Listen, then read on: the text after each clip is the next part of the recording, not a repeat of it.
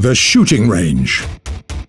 In this episode, celebrating 100 years of the Royal Air Force, the secrets of War Thunder, the ones that have become legends. Hotline. The developers answer questions that you've left in the comments. But first, let's start with a tank that was too frequently asked about in the comments.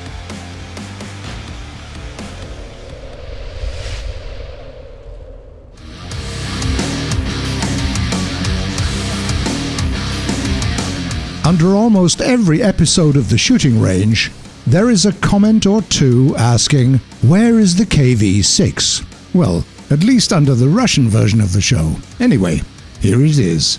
The legendary Soviet heavy tank that looks like a ground battleship.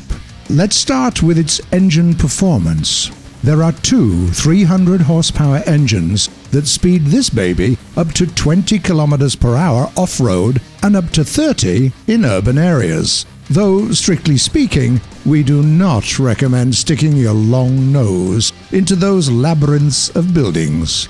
Given your size, turning round the corner will prove to be an impossible task. This machine also lacks reversing speed. It's only 4 to 6 kph. So, if you decide to jump out of your cover, be prepared to fight to the end. Next, the hull. The armor is basically taken from the KV-1, which means you'll be okay against the earlier German weapons, but a Panzer IV F2 or something like that will crack you open in the front with the weakest explosive shell that it has in its store. Your only chance here is to become really good at angling. By the way, your sides are protected quite nicely for that purpose. 75mm of armor can shield you well.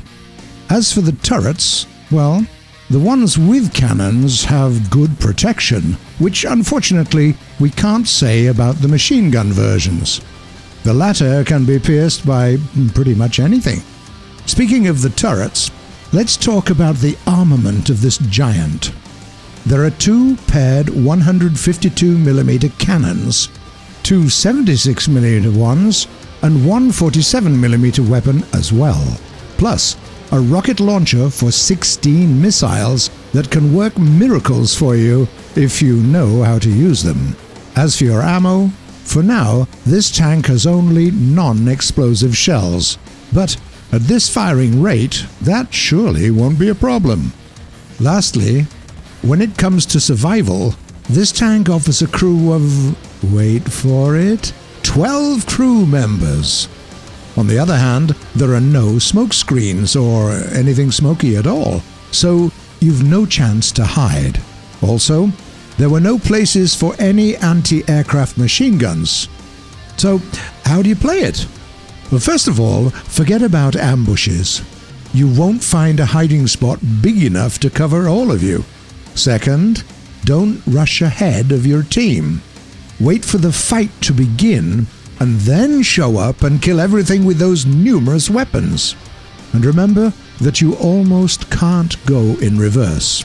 If you set out to fight, you stop only when the fight is over. Now, this is what the KV-6 looks like. Next time we'll talk about another legendary tank, the Rat. Maybe. But for now, let's keep moving. Today is a very special day. Exactly 100 years ago, they formed one of the most incredible military forces in the world.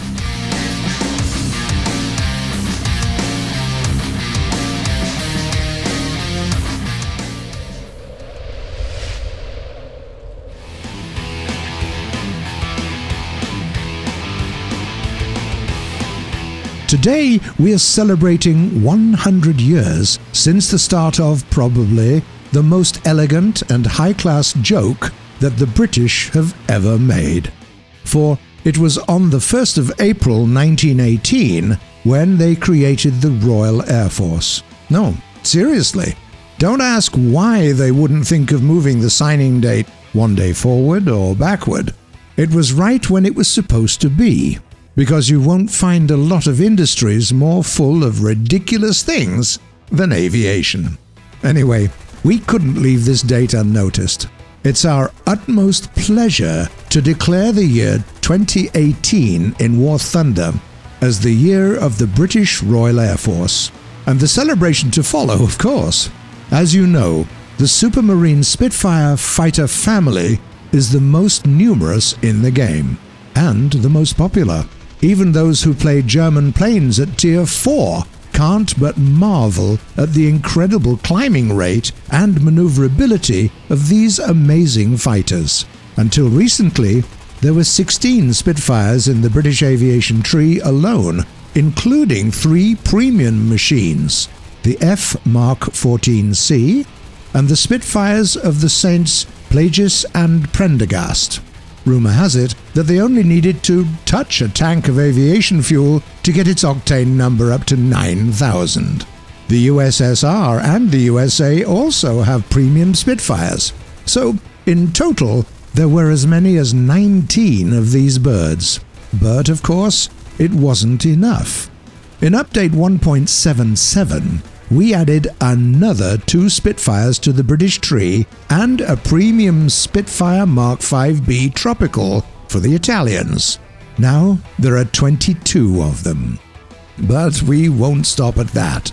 In the next major update, we're going to add a whole new family of Spitfires of high-altitude HF modification with a unique pointed wingtip design.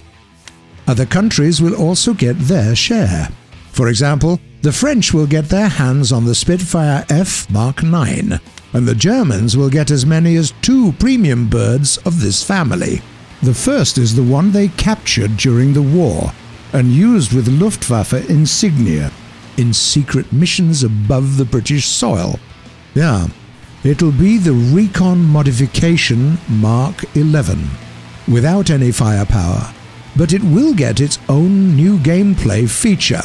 Instead of actual bullets, this plane will use propaganda leaflets that will drop on the enemy ground tech. The ones that get hit will immediately join the enemy forces. But the second German premium aircraft will surely steal the spotlight. It will be the Spitfire DB605, powered by the famous German engine. The Luftwaffe engineers remotorized it and left it at Willy Messerschmitt's doorstep, so that the man could finally figure it out how one should actually create a decent fighter aircraft. But the best present of them all would be for the Japanese pilots. The list of their premium planes will get a little bit bigger with the new Spitfire Mark 22. Its absolutely kawaii design and amazing performance data will leave any flying samurai absolutely speechless. Of course, with the release of update 1.79, the current name of the game will completely lose its meaning. So we'll be officially renaming War Thunder into Spitfire Thunder. Because, why not? And now it's time to reveal some secrets about the game.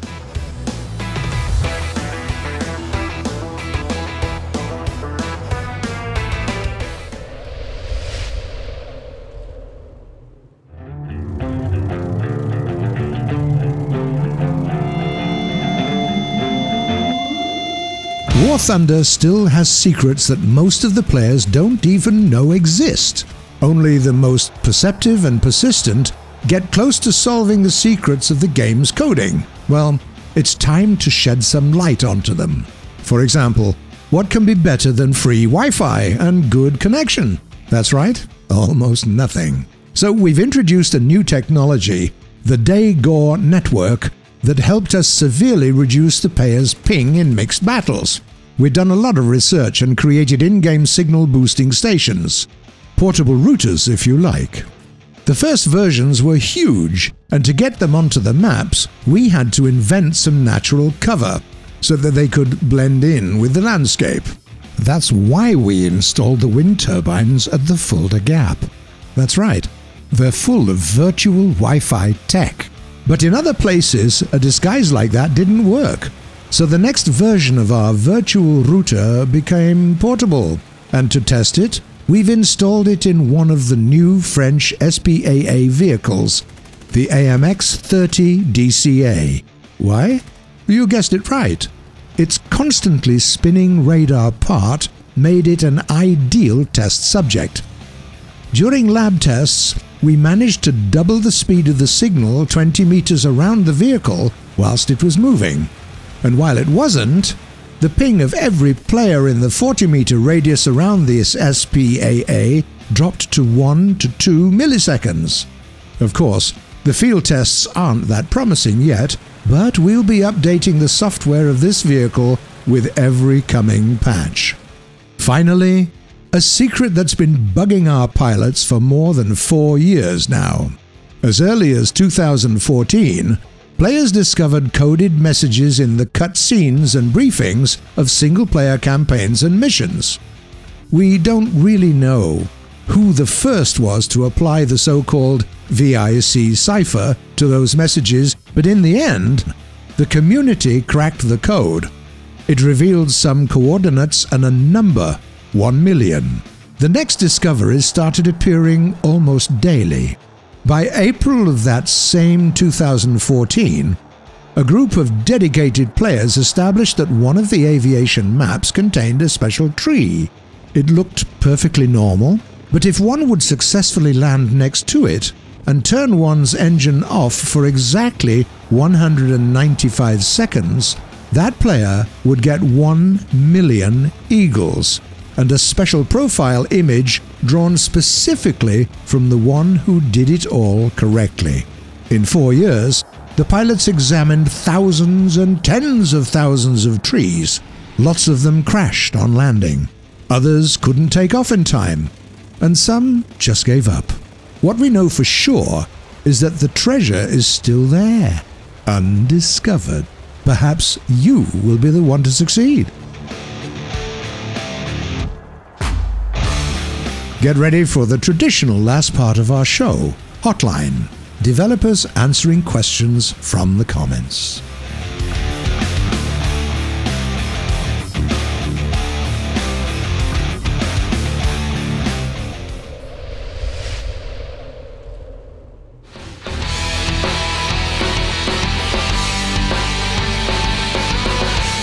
The first question was asked by a user called Laser Kitten. Do you guys remember when saying the Abrams would be added to the game was a joke? Are you sure that it wasn't another April Fool's hotline or something like that? A player called G. Bolshi. Any Axis subnations, Hungary, Romania, etc. in the sites? Like in the German research tree? Let's get this straight. For now, our plans are as follows: naval battles, World War mode, the Italian ground forces, and the highly requested army of Uganda. After that, we'll think about adding all those other nations you've listed here.